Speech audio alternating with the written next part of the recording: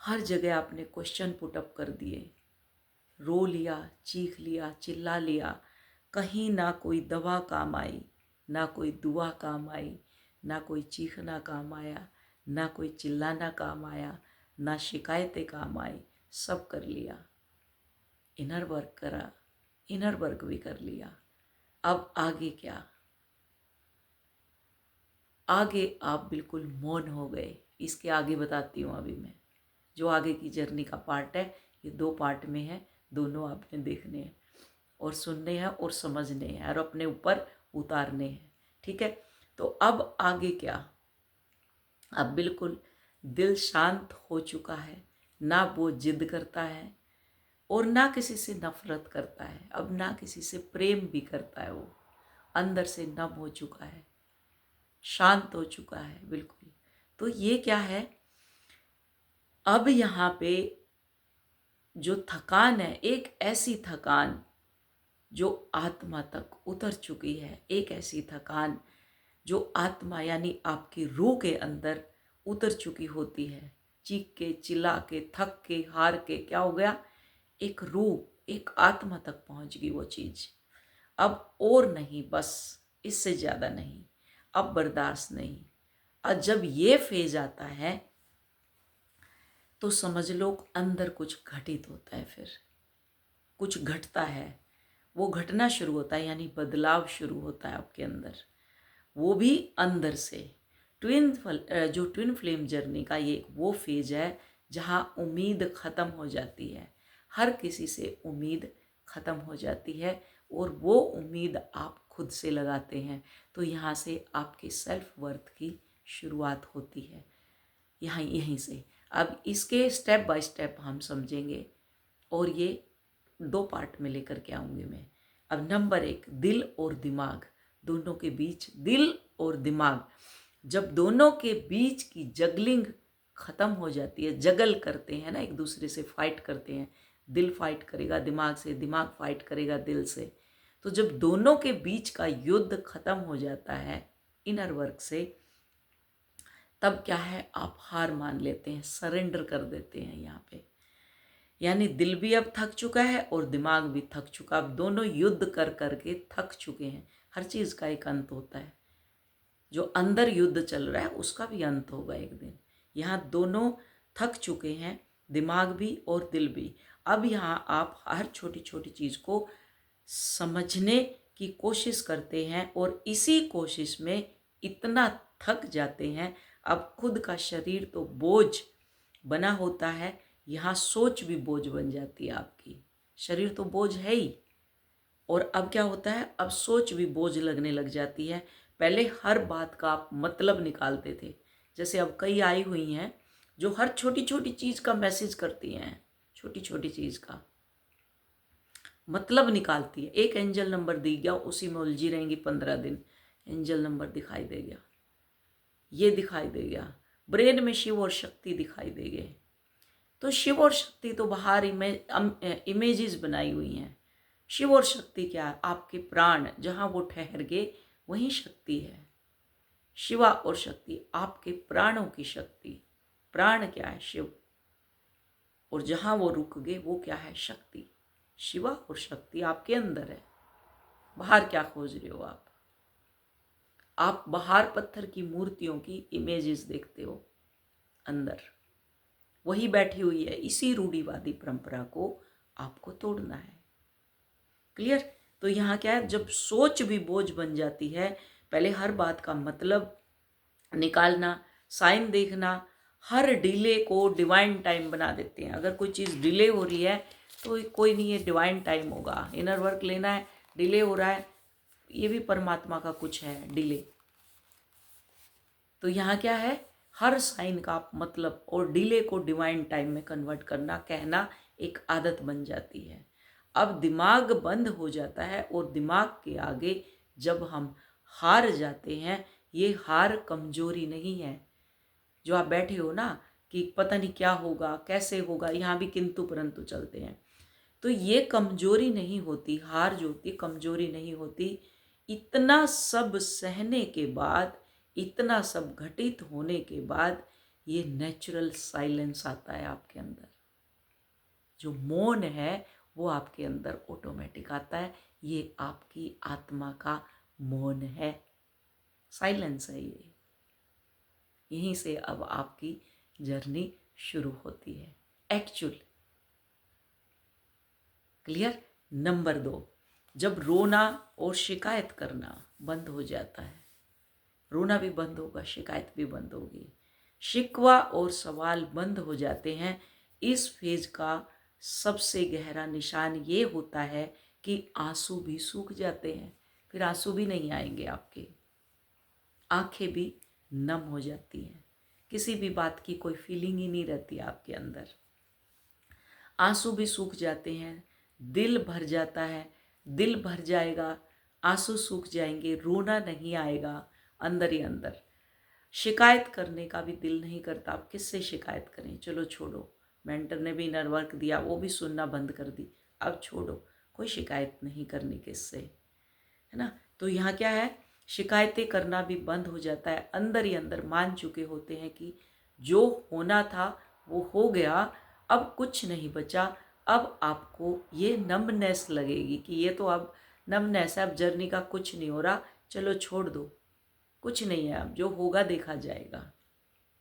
तो यहाँ क्या है, आपको ये नमनेस लगेगी, जैसे सब ठहर गया हो। असल में ये आपकी आत्मा को अपने आप को बचाने का एक तरीका है। ये आपको बचा रही है। जैसे आप लड़ाई से आप बच रहे हो ना, कोई एक्शन कोई रिएक्शन नहीं कर रहे। अगर सामने वाला आपसे लड़ाई भी कर रहा है तो आपको पता है ये मेरी एनर्जी को लेने के लिए आया है, तो यहाँ मुझे कुछ नहीं करना। आपकी आत्मा आपके शरीर के साथ अब जगलिंग नहीं करती, वो आत्मा बचाती है अपने आप को, ये जो कर रहा है ठीक है। तो यहाँ ये परिस्थिति जब आती है तो समझ लेना आप सही पाथ पे चल रहे हैं। यहाँ आपकी आत्मा अपने आप को बचाती है जब ये स्टेज आपके अंदर आती है। क्लियर। अब नंबर 3, अब इंतज़ार मोहब्बत नहीं जिल्लत लगने लग जाता है। तो जो इंतज़ार आप करते हो तो ये कभी कभी जिल्लत कि वो तो निकल गया, चलो छोड़ो, अब क्या करना है, कौन डीएम क्या डीएम। जैसे कई कमेंट आते हैं कि हेल में जाए डीएम, ये हो जाए, ये हो जाए, वो हो जाए, ऐसे कई आती हैं, हमें ज़रूरत ही नहीं है अब उसकी। तो ये क्या है, जब इंतज़ार मोहब्बत नहीं जिल्लत लगने लग जाता है, इस स्टेज तक आते आते प्यार रोमांटिक नहीं बोझ लगने लगता है। वो फिर उसके अंदर रोमांस नहीं रहता, एक बोझ लगने लग जाए, ठीक है गया गया बस। और अपने आप को क्या करते हो, उस डिज़ायर को जैसे अंदर ही ख़त्म कर लेते हो। आपको लगता है ये डिज़ायर अंदर ख़त्म हो चुकी है, जबकि ये ख़त्म नहीं होती ना। बोझ लगने लगता है, डिज़ायर ऐसे लगता है कि ख़त्म हो चुकी है हर चीज़ की। इंसान महसूस करता है कि इंतज़ार ने हमारी लाइफ रोक दी, कि हमने इतना इंतज़ार किया, क्या मिला उसका, कोई सिला नहीं, कोई कुछ नहीं मिला हमें।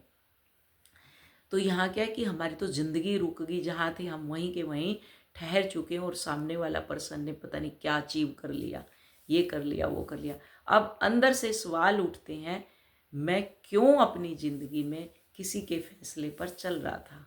अंदर से आप क्वेश्चन करेंगे, मैं क्यों किसी सामने वाले पर्सन को हीरो बना रहा था, या उसके फैसले के साथ मैं क्यों चल रहा था या चल रही थी। अब यहाँ से आप अपनी वर्थ में आते हैं। जैसे आप पहचानने लगते हैं, मैं क्यों किसी के कहने पे अपनी ज़िंदगी को इतना छोटा समझ रहा था और उसके इशारे के ऊपर नाच रहा था। तो यहाँ जब आप अपने आप को पोज लेके देखते हो तो यहाँ आप अपनी वर्थ पहचानते हो। गलत नहीं चल रहे, अपनी वर्थ, सेल्फ वर्थ, मैं कहती हूँ सेल्फ वर्थ में आओ। तो यहाँ आप अपनी वर्थ पहचानने लगते हैं और आपको अपनी वैल्यू पता लगने लगती है कि मेरी वैल्यू क्या है। सेल्फ वर्थ का एहसास होता है। अब यहाँ आपको समझ आता है, मोहब्बत का मतलब अपनी ज़िंदगी को रोक देना नहीं है। मोहब्बत अपनी जगह है और अपनी ज़िंदगी अपनी जगह है। जो मेरी सोल है वो अपनी जगह है और मोहब्बत अपनी जगह है। वो तो मेरा मतलब मेरी नस नस में है, पहचान ही मोहब्बत है, क्योंकि परमात्मा क्या है, प्रेम है, और वही प्रेम हमारे अंदर होता है, लेकिन हम शर्तों पे करते हैं यहाँ। तो यहाँ हम सेल्फ वर्थ में आते हैं।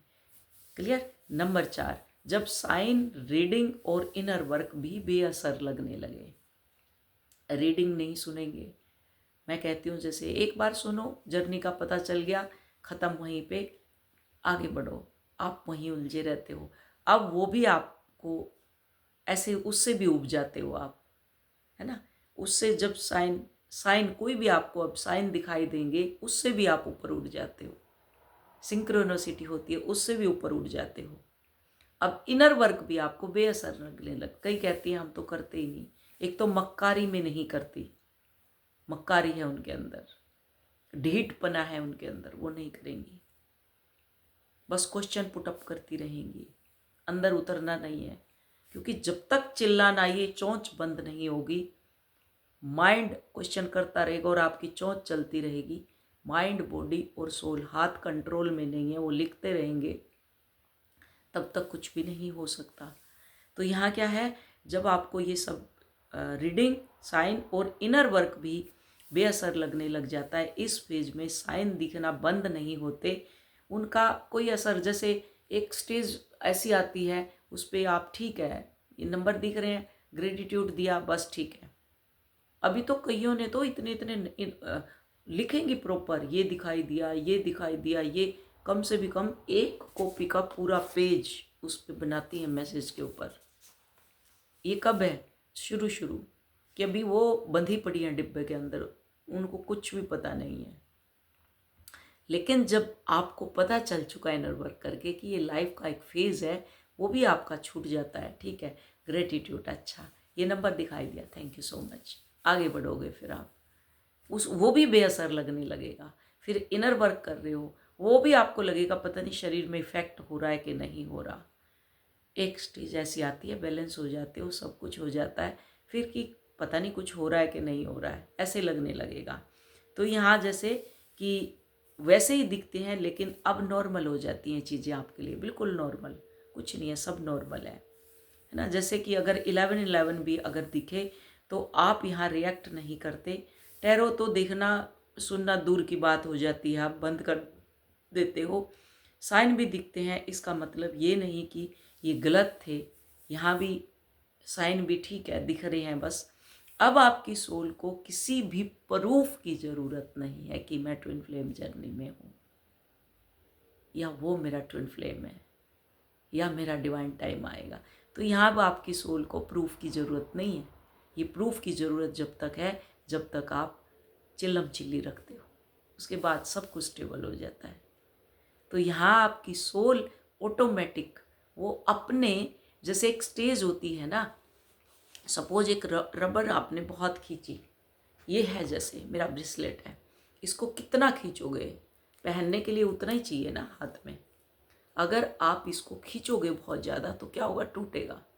ऐसे ही हमने सब खींच लिया, सब कर लिया, है ना, नंबर देख लिए, साइन देख लिए, टैरो देख लिए, इनर वर्क कर लिया, तो जब ये ऐसे लगे कि ये बिल्कुल खींच रहा है अब तो क्या है, आपकी सोल फिर नेचुरल स्टेट में उसको किसी, अब ये इसका स्वभाव नेचुरल स्टेट है, किसी को प्रूफ की ज़रूरत है क्या कि इसकी नेचुरल स्टेट में लाना है इसको, और कितना छोटा तो इसको कर ही नहीं सकते, नेचुरल स्टेट।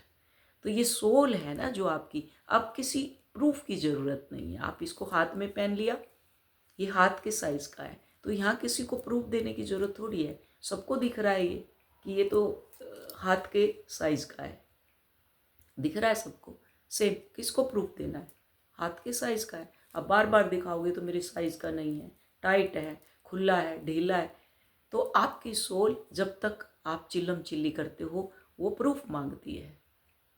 अब यहाँ जब सब कुछ कर लिया, अब सोल को प्रूफ की ज़रूरत नहीं है, इसलिए आप उब जाते हो हर चीज़ से। तो यहाँ क्या है, आपकी सोल अब सेल्फ उसमें आ चुकी है, जो उसकी नेचुरल अवस्था है। उड़ने के लिए जैसे फ्यूल डाल दिया, एरोप्लेन उड़ने के लिए तैयार होता है, ऐसे आपने फ्यूल दे दिया उसको और वो नेचुरल स्टेट में अब आ चुकी है। अब उसको किसी प्रूफ की ज़रूरत नहीं है ना। प्रूफ की ज़रूरत उसको होती है, मैरिज सर्टिफिकेट बना लो जी, 4 गवाह ले आओ जी, किताबों में लिख दो जी, उन चीज़ों को प्रूफ की ज़रूरत होती है जो 3D की होती हैं। जो सोल की चीज़ें होती हैं उनको प्रूफ देने की ज़रूरत नहीं है, यही मेरा ट्विन फ्लेम है, यही इनर वर्क है, यही मेरी ट्विन फ्लेम जर्नी है, यही मेरा पाथ है। इसी में यूनियन आएगा, इसी में रियूनियन आएगा, इसी में हारमोनियस यूनियन आएगा। क्लियर? ये सब चीज़ें ये हो चुका है अब, है ना। तो यहाँ सोल को किसी प्रूफ की जरूरत नहीं है। अब आप इन सब से ऊपर उठ चुके हैं और अपनी ज़िंदगी को जीना सीख चुके हैं, है ना। नंबर 5, जब ट्विन फ्लेम कॉन्सेप्ट पर भी डाउट होने लगता है, एक स्टेज आती है, पता नहीं वो मेरा ट्विन फ्लेम है कि नहीं, वो तो मेरा हायर सोल मेट है, किसी ने बता दिया हायर सोल का मेट है। क्या होते हैं वो मुझे तो नहीं मालूम, लेकिन आप लोगों को जहाँ रीडिंग करवा के आते हो वो लोग आपको पता नहीं क्या क्या उल्लू बनाते हैं। मैं तभी कहती हूँ कि अपने अंदर उतरो, इनर वर्क करो और आगे बढ़ो। अंदर उतरने का मतलब भी मालूम नहीं है अभी। अंदर उतर के मतलब मौन होके जो आपको दिया है उसको करना है, सुनना है, और उसी से सब कुछ होने वाला है। आपका सब उसी से होगा, 3 to 5 मंथ में होगा। क्लियर? तो यहाँ क्या है, ट्विन फ्लेम पर जब इस कॉन्सेप्ट पर डाउट होने लगता है, अब इस स्टेज में हमारे दिमाग में ये ख्याल आते हैं कि ये सब मेरी इमेजिनेशन है, मेरी ही इमेजिनेशन थी, मैं ही अटैच हो गया था या हो गई थी किसी भी चीज़ से, मैं ही अटैच हो गई थी। पता नहीं वो तो चला गया, साइलेंट जर्नी जिनकी होती है वो तो चला गया, अब पता नहीं आएगा कि नहीं आएगा, क्या था वो क्या नहीं था। जब ऐसे आप डाउट क्रिएट करने लगते हो तो यहाँ क्या है, अटैच मैं ही उससे अटैच हो गई थी, मेरी तरफ से ही कुछ रहा होगा, पता नहीं उसकी तरफ से कुछ है कि नहीं। अब ये सोच है आपकी, ये जर्नी का एंड नहीं होता। जब ये सोच आती है तो ये समझ लो ये जर्नी का एंड नहीं है, बल्कि आपका इल्यूजन टूटता है कि ये जर्नी एक फैंटासी के लिए, जो फैंटासी और हकीकत के दौरान आपको फ़र्क समझ आने लगता है। ये इल्यूज़न टूटता है कि ये जर्नी एक फैंटासी की जर्नी नहीं है। यहाँ आपका इल्यूज़न टूटता है कि ये ऐसे ही नहीं, लस्ट की एनर्जी नहीं, लस्ट की जर्नी नहीं है, फैंटासी की जर्नी नहीं है ये, है ना। तो यहाँ आपको इन दोनों में फ़र्क, हकीकत और इसमें फैंटासी, लस्ट, इन सब में एक एक चीज़ में आपको यहाँ फ़र्क समझ आने लग जाता है। इस जर्नी में यह बहुत ज़रूरी होता है, वरना आप एक ही साइकिल में फंसे रहते हैं कि मेरा तो अभी तक बबल फेज ही नहीं आया, मैं तो उससे मिला ही नहीं, मेरा तो ये नहीं हुआ, मेरा तो वो नहीं हुआ। कई हैं ऐसे बेचारे या बेचारी उसी आस में बैठे हैं क्योंकि उनके अंदर सब कॉन्शियस में लस्ट की एनर्जी है, उनको इन चीज़ों का पता अभी नहीं है। तो अभी आपको फ़र्क, जैसे आप इनर वर्क करते हैं, धीरे धीरे आपको फ़र्क मालूम होने लग जाता है। क्लियर? अब नेक्स्ट नंबर 6, जब अकेला रहना आप सीख जाते हो, अकेला आपको अब पीड़ा नहीं देता, जब अकेला रहना दर्द की बजाय सुख बन जाता है, तो समझ लेना आप राइट पाथ पे चल रहे हैं। तो यहाँ क्या है, इस फेज में अकेला रहना दर्द की बजाय सुकून देने लगे, यानी अच्छा लगने लगे। पहले तन्हाई से डर लगता था, अकेले में किससे बात करूं, मैसेज कर लूं, कॉल कर लूं, फ़ोन पे चिपक जाऊं। अब यहाँ आपको सुकून देने लगता, अकेलापन अच्छा लगने लगता है। अकेलेपन में आप सेल्फ लव में आते हैं, सेल्फ वर्थ, अपनी वर्थ पहचान जाते हैं। और अकेला, अकेला मीन्स एक का अंत, तो डिवाइन आपके अंदर उतर चुके हैं। एक का अंत, जब तक दो रहेंगे, डुअलिटी रहेगी आपके अंदर, आप परमात्मा को बाहर ढूंढते रहेंगे, मंदिर में ढूंढेंगे, मंत्रों में ढूंढेंगे, चैंटिंग में ढूंढेंगे, तीर्थों में ढूंढेंगे, गुरुद्वारों में ढूंढोगे, गुरबाणियों में ढूंढोगे। ये है डुअलिटी। और जब उस एक का अंत हो करके दोनों एक दूसरे के अंदर समा गए, वो उसको बोलते हैं डिवाइन मर्जिंग। तो जब ये आपकी हो जाती है, तब आप अकेले, एक का अंत, आपको अकेला रहना पसंद आने लगता है। यहाँ आपको सुकून देने लगता है अकेलापन, अकेले के साथ रहना आपको अच्छा लगता है यहाँ पे। क्लियर? तो यहाँ क्या है, अब आपको तन्हाई डराएगी नहीं, ना आपको डर लगेगा। लेकिन अब अकेलापन आपको सेफ लगता है। आई एम सेफ क्योंकि परमात्मा मेरे साथ है, मैं बहुत खुश हूँ अकेली। यहाँ पे आपको अकेलापन सेफ लगता है, ना कोई उम्मीद होती और ना कोई डिसअपॉइंटमेंट होता।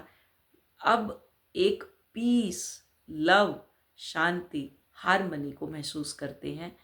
मैं अकेला होकर भी ठीक हूँ। अब यहाँ आपके जो इमोशनल इंडिपेंडेंट होते हैं और आप यहीं से फियरलेस हो करके बहुत स्ट्रोंग बन जाते हैं।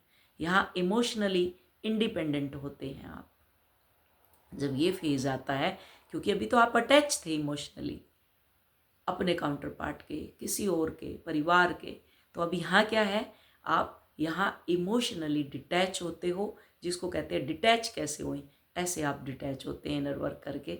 इमोशनली डिटैच होके कॉन्फिडेंट होते हैं आप, और फियर आपका अंदर से चला जाता है, फियरलेस होते हैं और अंदर से बहुत स्ट्रोंग बन जाते हैं।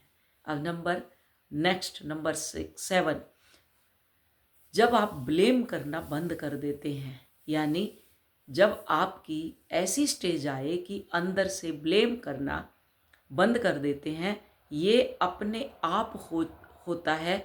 अब ना दिल ट्विन को गलत बताता है, जो अंदर से दिल है ना वो ट्विन फ्लेम को गलत बताएगा, और ना खुद को। अब यहाँ ना आप खुद को ब्लेम करते हैं, ना खुद को कोसते हैं, ना अपने काउंटर पार्ट को।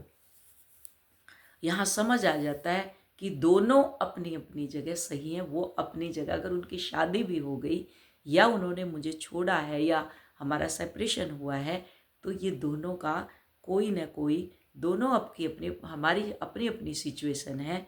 दोनों अपनी अपनी जगह फंस गए हैं या फंस गए थे।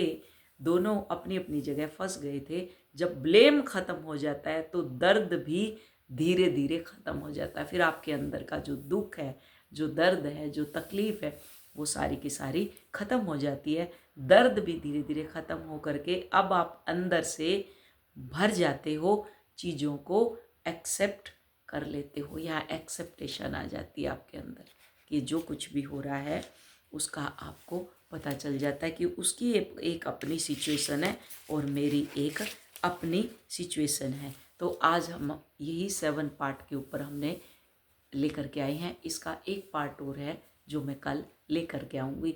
ये आपकी जर्नी से ऊपर की नेचुरल स्टेट जिसको बोलते हैं, जब आपके अंदर ये आता है। कई पूछती हैं इसके बाद क्या, इसके बाद जब ये चीज़ें आपके अंदर आती हैं तो आपका घर लौटने का टाइम आ चुका है, ये समझ लें। ये जहाँ हम आए हैं, यहाँ हम अपना कर्मा रिलीज़ करने आए हैं। जो प्रारब्ध लेकर के आए थे उसको रिलीज़ करके हमें अपने घर जाना है।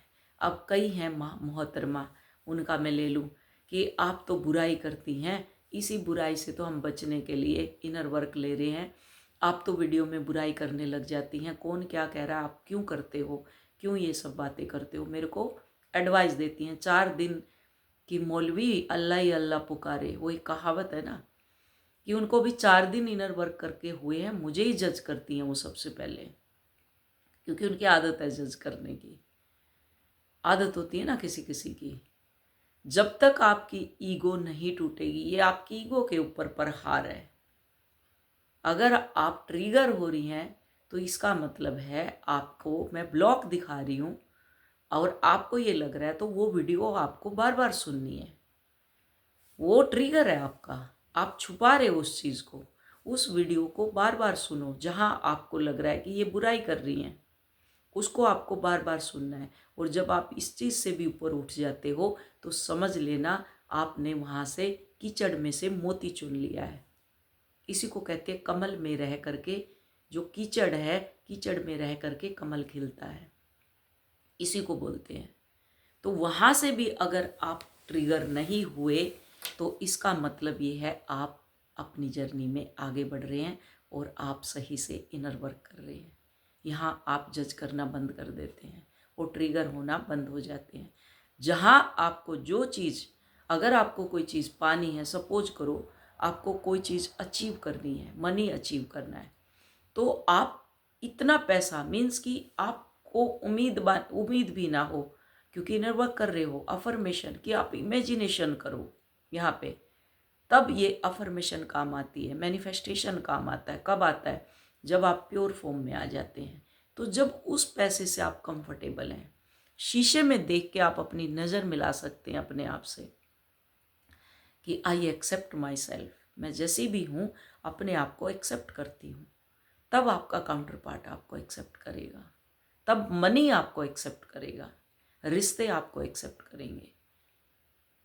ये होती है चीज़ें। और अगर आप ट्रिगर हो रहे हैं तो मुझे ज्ञान देने के बजाय आप वो ज्ञान अपने अंदर उतारो। अभी नई नई आई हैं एक दो, एक ही है। एक पहले भाई साहब थे, वो बीच में छोड़ के चले गए, उसके बाद फिर आए वो। तो जो ऐसे होते हैं फिर उनका कुछ भी नहीं हो सकता, ना उनका मेंटर, ना वो गुरु के रहते, ना वो चेले के रहते, वो किसी के भी नहीं रहते। और जो कई छोड़ के बीच में नई नई चीज़ें कर रही हैं, वो ज़रा कृपया ध्यान रखें अपने आप पे। जैसे जर्नी में अलर्ट किया जाता है ट्रेन में, सफ़र में, कि वो दोबारा मेरे पास ना आए, क्योंकि वो कहाँ कहाँ की एनर्जी लेकर के वो दोबारा ना आए मेरे पास। और जो मस्ती में नहीं कर रही उनको भी मुझे पता चल जाता है, उनको भी मैं फिर दोबारा एक भी मौका नहीं देती। मुझे मालूम है उनका कि वो आगे भी सेम चीज़ करेंगी। उंगली पकड़ के पोंछा पकड़ने का सिस्टम है उनका। तो ये वीडियो समझ आई होगी। और जिनको ट्रिगर मिल रहे हैं मेरी वीडियो से तो समझ लेना उनका गुरु खराब है, उनको अपने ऊपर अभी बहुत काम करना है। क्लियर?